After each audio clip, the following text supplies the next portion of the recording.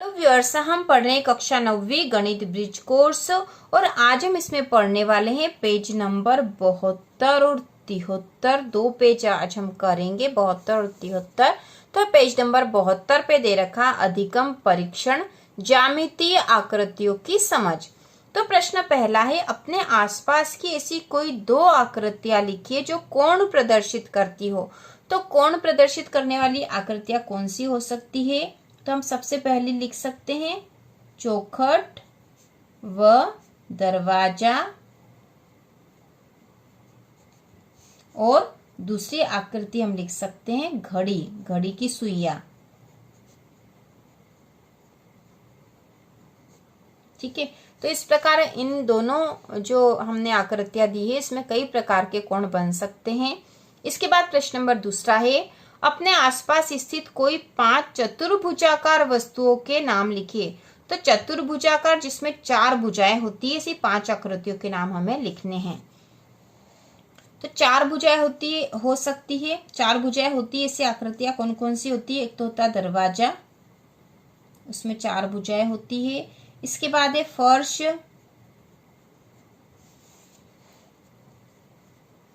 Table top मतलब table का जो ऊपर का भाग है वह, उसमें भी 4 भुजाएं होती है।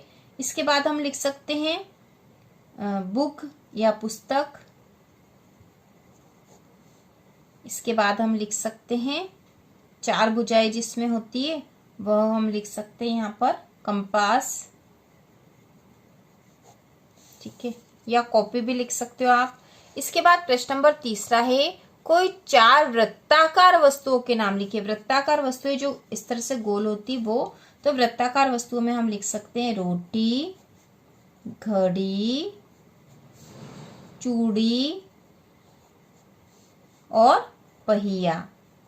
तो ये चारों वृत्ताकार वस्तुएं हैं। इसके बाद प्रश्न नंबर चौथा है, चांदे की सहायता से पता लगाएं और न्यून कोण, अधिक कोण व समकोण लिखिए। तो चांदे की सहायता से हम कोण देख लेते हैं। तो सबसे पहले इसको नाप लेते हैं। सबसे पहला जो है ये 90 डिग्री का कोण है, तो हम यहाँ लिख देंगे 90 डिग्री। और 90 डिग्री का कोण मतलब यह समकोण है। तो समकोण वह होता है जिसकी माप 90 डिग्री होती है, तो ये समकोण है। इसके बाद इस कोण को नापेंगे,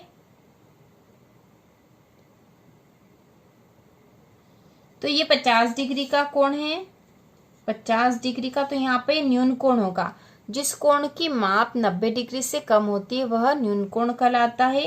तो यह न्यून कोण है। इसके बाद जो अगला कोण है,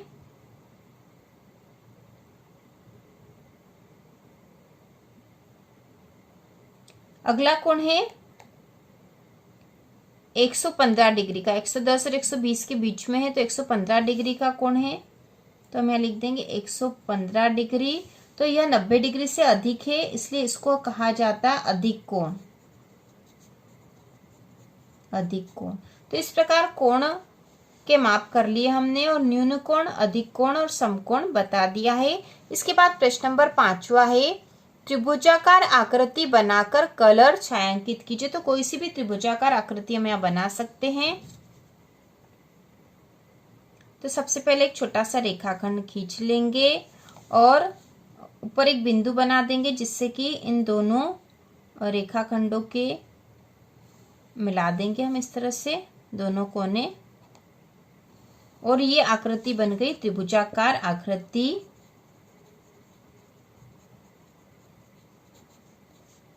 ठीक है, त्रिभुजाकार आकृति बन गई है। और इसको छायांकित करना मतलब आपको इसको कलर करना है, तो आप अपनी पसंद का कोई सा भी कलर यहाँ कर सकते हो। इसके बाद हम कर रहे हैं पेज नंबर 73।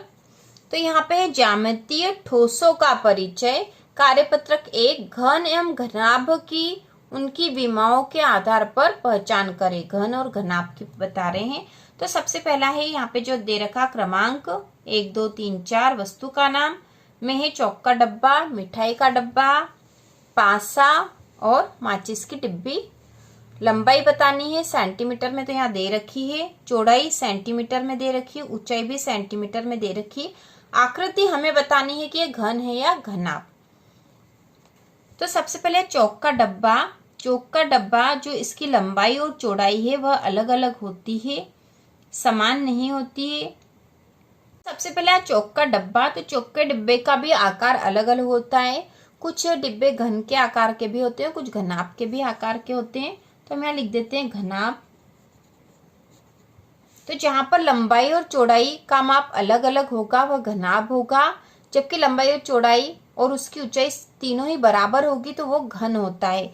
अब यहाँ मिठाई का डिब्बा, तो मिठाई का डब्बा भी जो घनाभ होता है। इसके बाद है पासा। तो जैसे कि आप कुछ खेल खेलते हो, उसमें पासा डालते हो और उसमें कुछ बिंदु आते हैं, 4, 5 और 6 तक के जो बिंदु होते हैं वो पासा है, आपने देखा ही होगा। तो पासे के जो लंबाई चौड़ाई ऊंचाई सब बराबर होते हैं, तो यह घन का उदाहरण है, घन। इसके बाद है माचिस की डिब्बी, तो यह घनाभ का उदाहरण है। इसके बाद कार्यपत्रक 2 है, निम्नलिखित कथन सत्य है या असत्य बताएं। तो इसमें पहला है, एक घनाभ की सभी भुजाओं की लंबाइयां आपस में समान होती है। तो यह असत्य कथन है, क्योंकि घनाभ में सभी भुजाओं की लंबाइयां समान नहीं होती, तो हम इसको लिख देंगे असत्य। इसके बाद दूसरा है, एक घन या घनाभ में कुल फलकों की संख्या 8 होती है। तो फलक कितने होते हैं? कुल फलकों की संख्या 8 होती है, तो असत्य है, असत्य कथन है, कुल 8 नहीं होती है। इसके बाद प्रत्येक फलक के 8 शीर्ष होते हैं, तो यह भी असत्य है। इसके बाद अगला है, किसी घन की विकर्ण की लंबाई उसकी प्रत्येक भुजा के बराबर होती है। तो घन में ऐसा होता है क्योंकि उसकी सभी भुजाएं बराबर होती है, इसलिए इसके विकर्ण की लंबाई भी उसकी भुजा के बराबर होती है, तो हम यहाँ सत्य लिखेंगे। अगला है, घनाभ के सभी फलक आयताकार होते हैं। तो घनाभ के जो सभी फलक है वो आयताकार होते हैं, तो यह कथन सत्य है। इसके बाद है कार्यपत्रक 3, निम्नलिखित वस्तुओं का आकार क्या है। तो एक ज्यामिति बॉक्स, मतलब आपका जो कंपास बॉक्स होता है वह आपका ज्यामिति बॉक्स है। तो इसका आकार कैसा, तो यह घनाभ होता है, क्योंकि इसकी लंबाई चौड़ाई ऊंचाई बराबर नहीं होती, तो घनाभ है। माचिस की डिब्बी, तो यह भी घनाभ होती है। सड़क बनाने वाला रोलर, तो रोलर जो है वो बेलनाकार होता है, बेलनाकार। इसके बाद एक लड्डू गोले के आकार का होता है, तो हम लिख देंगे गोला।